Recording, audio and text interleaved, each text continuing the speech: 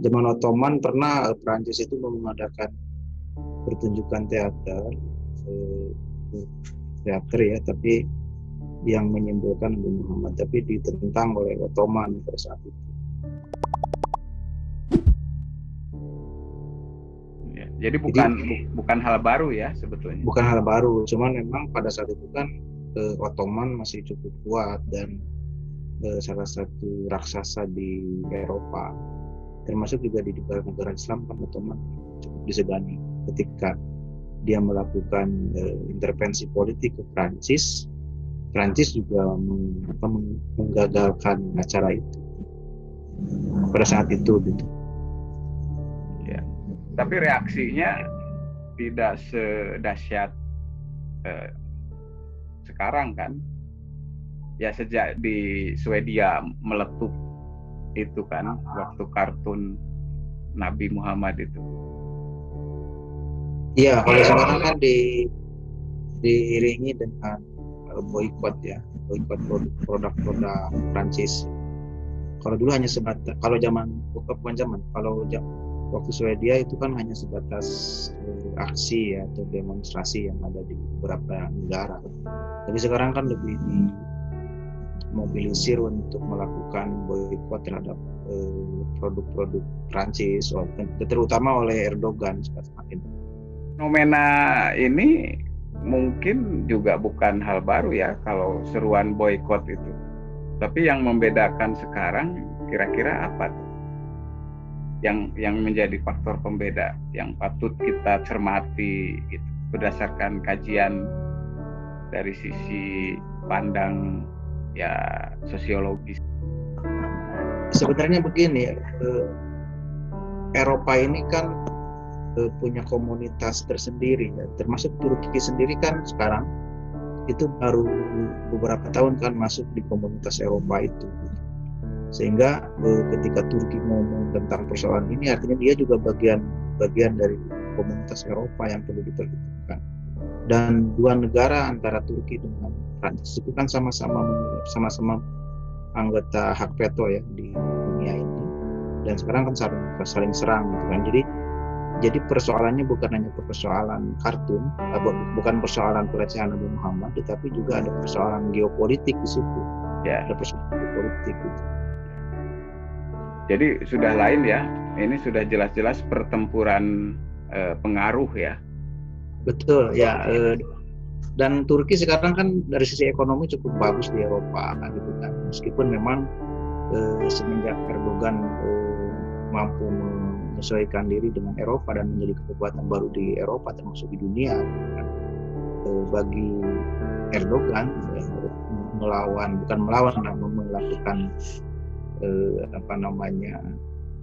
serangan kepada Prancis bukan hal yang menakutkan seperti dulu, karena sekarang dia sudah menjadi kekuatan yang sangat diperhitungkan di dunia, termasuk di dunia di barat ataupun di negara-negara Timur Tengah juga seperti itu.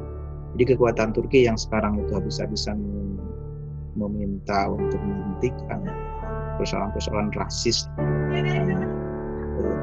kemarin ya, itu memang ada persoalan-persoalan politik, termasuk juga memang ada hal ingin mengokohkan kembali Turki baru di abad modern ini. Jadi yang sekarang jadi ini sebetulnya yang menggerakkan isu ini Turki ya, pusarannya di sana sekarang gitu ya. Turki sangat paling depan sekarang itu, karena memang kan ada persoalan begini, secara geopolitik Turki itu semakin menghangat nih. Jadi geopolitik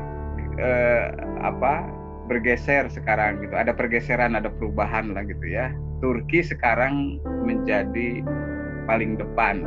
Cuman sebelum ke situ saya ingin menyinggung dari sisi analisis sosiologis begini.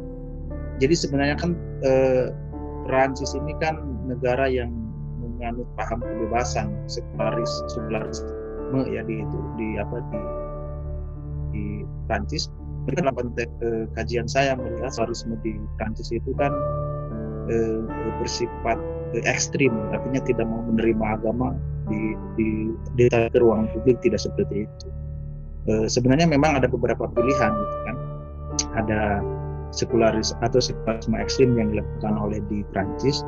Ada juga yang beberapa negara di Eropa itu seperti di Turki sekarang menerapkan sekularisme tetapi masih bersifat fungsional terhadap agama. Misalnya zaman Erdogan sekarang tetap sekular itu masih digunakan, tetapi tidak se ekstrim yang dilakukan oleh Prancis gitu. Itu satu sisi. Yang kedua adalah terkait dengan agama itu. Kalau dalam kajian sosiologis agama itu kan ada dua hal, ada dua sisi. Satu sisi damai, dan muka agama itu damai. Tapi di lain pihak juga mukanya itu bisa bermuka konflik gitu kan, ketika agama tidak bisa digunakan secara baik gitu. Jadi ada satu sisi menjadikan agama sebagai kohesi untuk perekat sosial, dan itu menjadikan agama sebagai damai di kalangan masyarakat. Tapi di lain pihak juga ketika agama itu diganggu, bukan dari sisi misalnya dari sisi yang kita saksikan hari ini, itu bisa menjadi konflik, bahkan bisa berujung kepada peperangan gitu kan. Jadi jangan main-main dengan persoalan agama, karena mengandung dua sisi itu. Satu sisi memang kita beragama ingin selalu damai, bahkan tidak boleh konflik, tapi lain pihak jadi satu sisi agama itu sebuah damai, satu sisi yang lain adalah ketika terusik gitu kan, agama itu konflik dan persoalan peperangan dan lain sebagainya.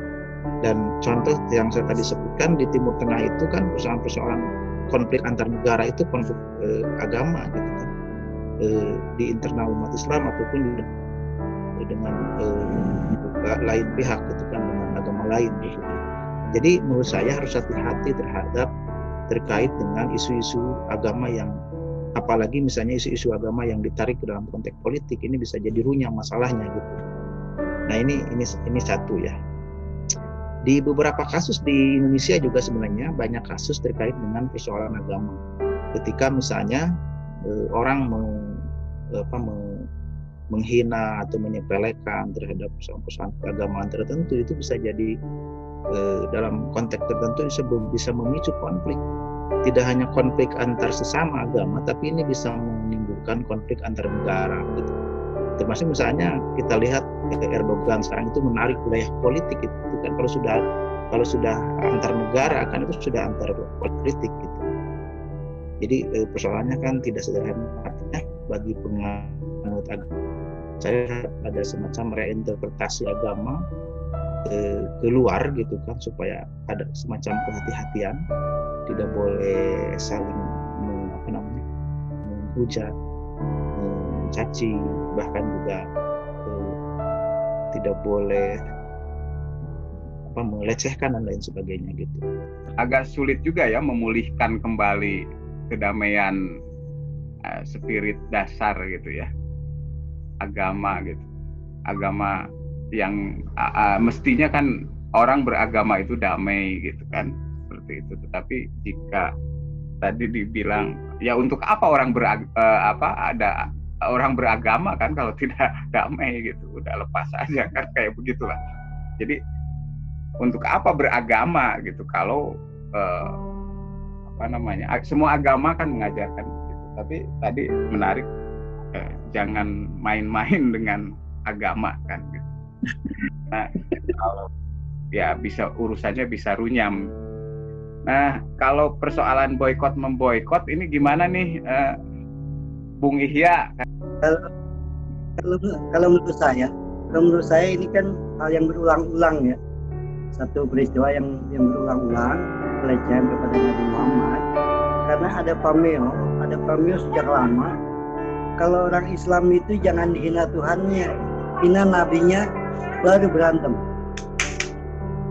Maksudnya kalau orang Islam, kalau dihina nabinya dan Tuhannya dihina, dia lebih cenderung kepada marahnya kalau Nabi Muhammadnya dihina.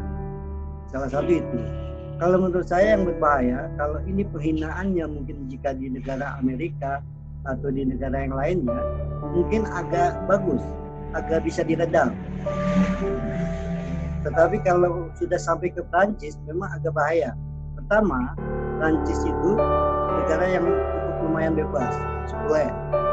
Bahkan yang terkenal itu kan paparazzinya. Paparazzinya kalau dia punya berita yang bagus, dia di blow up, dia dapat duit banyak, dapat keuntungan yang besar. Karena ketika Khomeini dibuang ke Prancis itu adalah kesalahan besar yang membuat karena paparazzinya yang menaikkan. Dan kalau menurut saya, kalau dilihat dari kasusnya, sebetulnya kasus lama misalnya, karena ada satu yang inti di sana itu, adanya yang dipenggal kepala. Dipenggal kepalanya itu oleh, memang disebutnya sebagai lone wolf atau pembunuh berantai perorangan. Tapi yang jadi kasus yang hebat, yang menarik itu adalah kasus pemenggalan kepala. Kalau menurut saya ini memang di Prancis itu ada sekumpulan kelompok Yahudi yang masih marah kepada Islam, karena mereka menganggap bahwa di zaman Nabi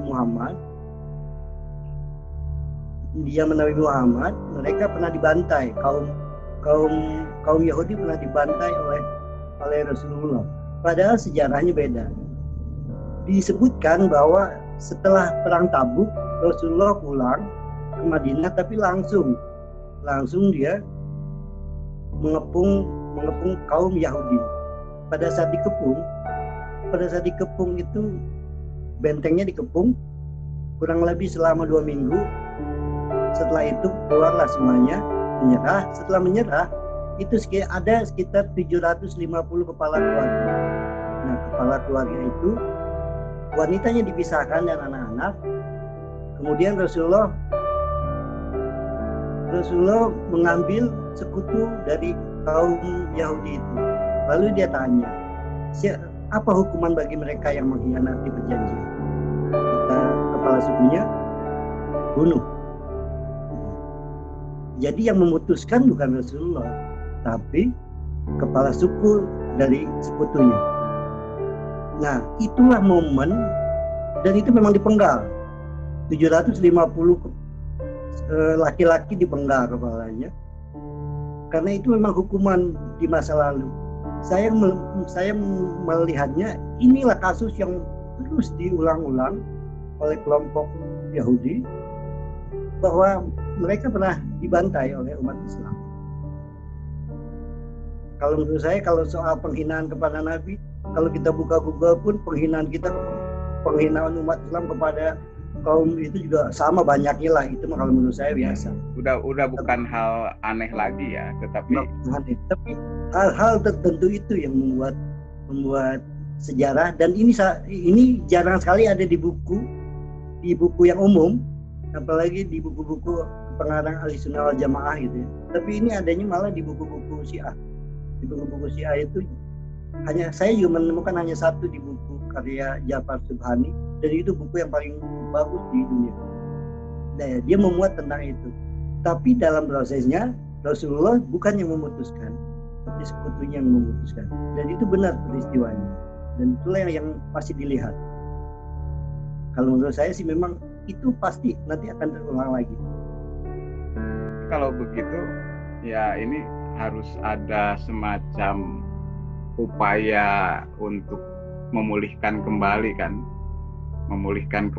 ke karena itu sama sih sebetulnya tadi juga dipicu oleh hal-hal lain yang sebetulnya di luar, tidak substantif ya gitu. Kalau masalah pertengkaran, perseteruan gitu, jangankan lintas agama kan, di internal juga kan gesekan itu terjadi. Tetapi ini yang menarik itu tadi kasus pemenggalannya juga terulang lagi, sejarah terulang gitu.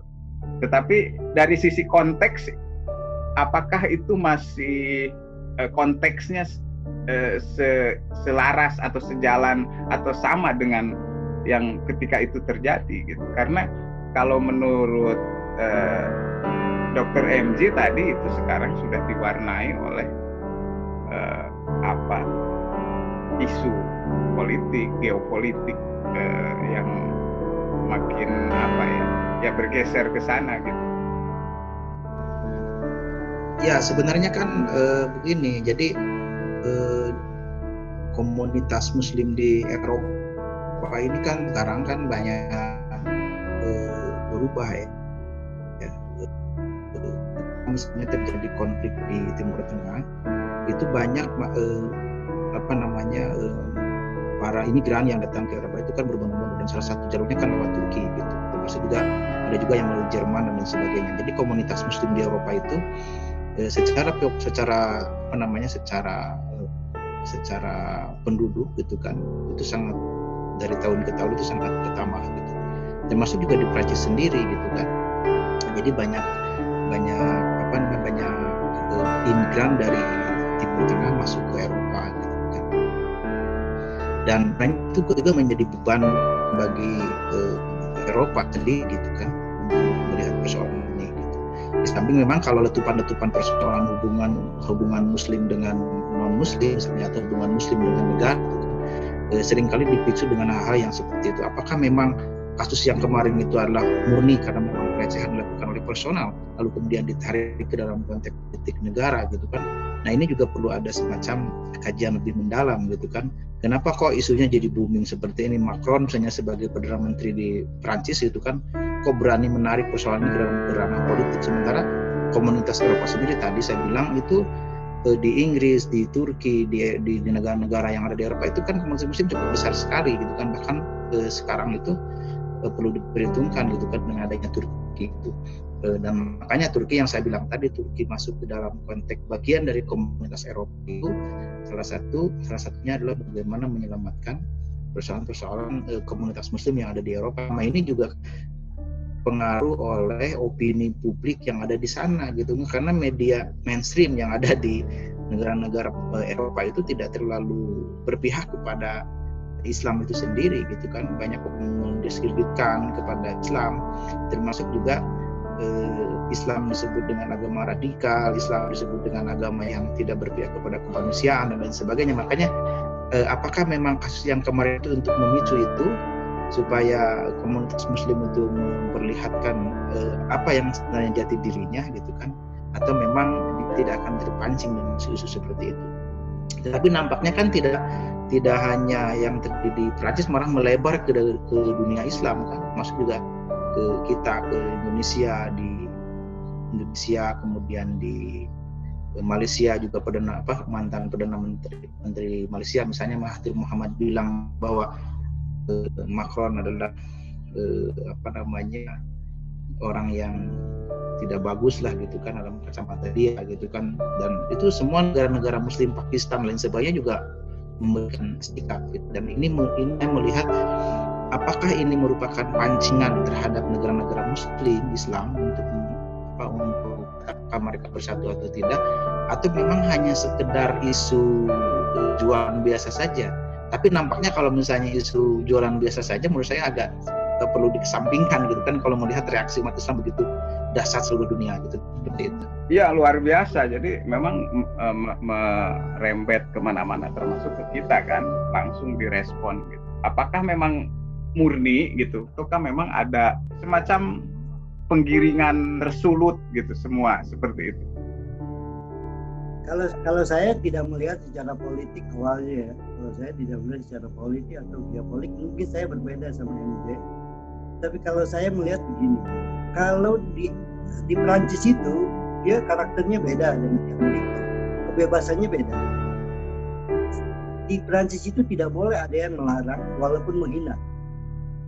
Mereka udah bangga dengan Prancis, dengan kebebasannya. Kalau misalnya menghina itu tidak boleh, itu bukan Prancis namanya. Makanya kalau di sana muncul itu makanan bagus buat para paparazzi. Kalau menurut saya awalnya yang dasar itu sebetulnya yang terus berulang-ulang itu karena ada sejarah yang diangkat, yang sebetulnya oleh para ahli itu sudah selesai bahwa itu bukan sebuah kejahatan, tapi itu sebuah hukum perang di masa itu. Tapi kan nggak bisa kalau misalnya di masa-masa sekarang kelompok-kelompok militan dari kelompok Yahudi atau apa itu pasti dia akan angkat terus. awalnya mungkin kalau menurut saya memang hal-hal yang diulang-ulang, yang dipendam, disampaikan. Toh pada saat Peti di kampusnya, dia juga suruh siapa yang Muslim boleh keluar. Saya akan menceritakan tentang Nabi Muhammad. Tapi ada yang nggak mau keluar. Sebetulnya dia udah sih, yang kemudian dia mati dibunuh. Ya, nah, menurut saya ini memang agak bahaya jika munculnya di Prancis. Karena apa? Di Prancis itu punya kebebasan yang sangat bebas. Kalau dia nggak menghina itu nggak boleh, menjatuhkan sebuah negara itu nggak boleh, itu bukan Prancis namanya. Kalau menurut saya, kalau melihat dari detail-detailnya, misalnya pembunuhan, karena di Prancis itu ada satu, kalau lebih punya anak lebih dari 2 itu jauh lebih bagus. Artinya penduduk di Prancis itu sedikit, makanya Prancis, Jerman itu imigran itu ditampung untuk membangun kota. Kalau menurut saya mungkin itu kesalahan Prancis, ya. Tapi sebetulnya kalau kemudian jadi masalah politik, ya pasti. Apalagi di dunia Islam di Indonesia, di Malaysia, mungkin lebih. Tapi kalau literasi kita bagus, ya kita bisa punya alasan.